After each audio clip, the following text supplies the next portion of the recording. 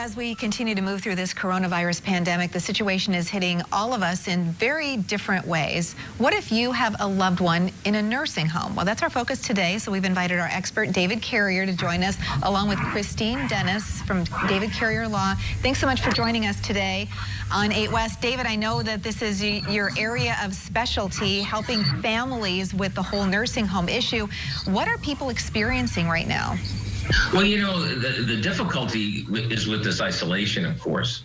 Now, for years, I mean, this is just routine for us, where you have someone who's in a long-term care situation, and it's extremely expensive, whether you're caring for somebody at home or in an assisted living facility or a skilled nursing facility, regular long-term care. And it's the most difficult thing we do. It's the most technical stuff that we do. Simply because, you know, when you think about it, how difficult is it for you to give money to the government? Well, April 15th rolls around and you've got all the papers and the schedules and all the rest of that stuff. And that's for you to give them money. Well, try getting something out of them. Try getting something out of them. Well, forget about it, right?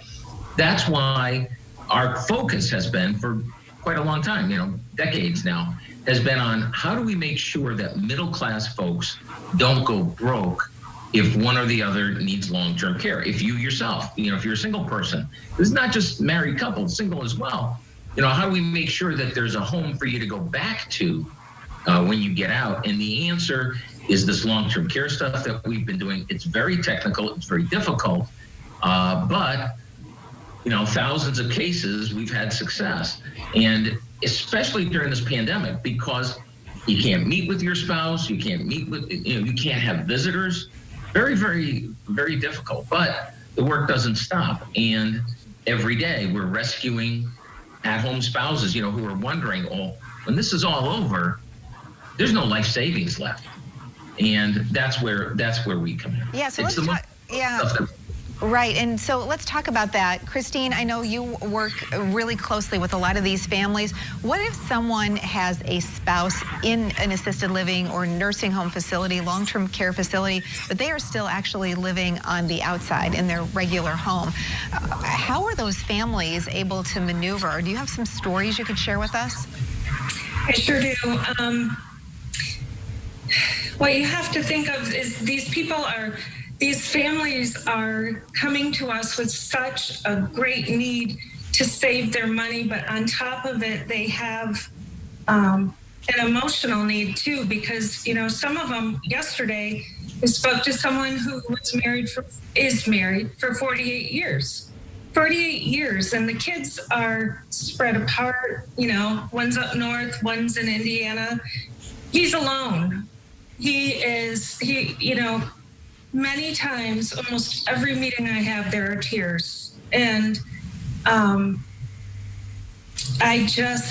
heart goes out to these people, because when you think about it, you know, they're facing losing all of their money.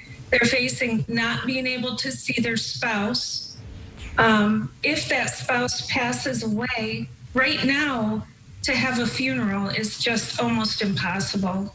And if that spouse passes away, you're lucky if you get to see them before they pass away. So there are so many things involved with what we do in Medicaid.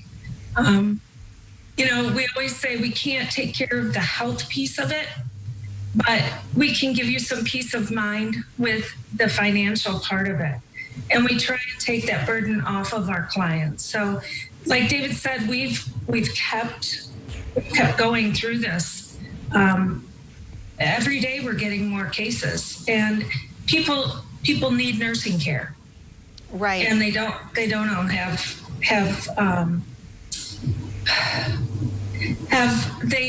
the wherewithal to I guess fix it or make it get better. Yeah, and I know, David, you've been able to keep your team together. You were able to receive the PPP program from the government, and I know that's been something that you've been really paying forward, not only making sure that your staff are all secure in their financial situation, but you're also helping to ease some of the costs for the people who are coming in to allow you to help them plan for their... Exactly. So what we're doing is we're not cutting our fees, we're not discounting, but we are giving credits.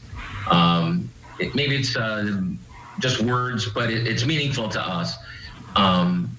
You've helped us. You know, the people in West Michigan, the American taxpayers have helped us bring the team back together to keep the team. You know, it took 30 years to build this team, and especially like in the Medicaid department, it takes us a good, what would you say, Chris, 6 months to train a new person? Oh, at least. You know, at least. To start understanding. Go ahead. And we've brought in people, DHS workers, our long-term care workers, and they still, you know, it's just amazing everything that's involved because there is so much. It's not just money. It's the trust work. It's the, you know, everything has to be just right. Right, and so and we talk about, David, people getting that information together, and you're still providing those life plan workshops, and you're answering people's questions virtually online. That's right. That's right. That's what. Oh, dang it! I can't do this green screen thing. Anyway, so if you send me an email, you know, I'll do one of these things. You know, we put it up. I answer the questions online. So that we can, you know, we're continuing to answer those questions. I don't even know which way to go. So, oh, dang it. See, Terry, help me out here. Anyway, thank you. That's the email address. So email me the question. I'll put it up like this, and you'll get your answer. We're doing a lot of those, you know, making them available on YouTube and what have you. So so go ahead and ask a question, send me an email, we'll get it for you. We are doing the life plan workshops. These are the ones you can watch in the comfort of your own home. We have quite a few people who watch those called in. They haven't even met with us other than this way. And we're still getting the planning done. But you know, today I really wanted to emphasize, that's why I brought Chris on board, and there are 5 folks, 5 women working in the Medicaid department every day getting benefits for folks, so you don't have to go broke. It's right.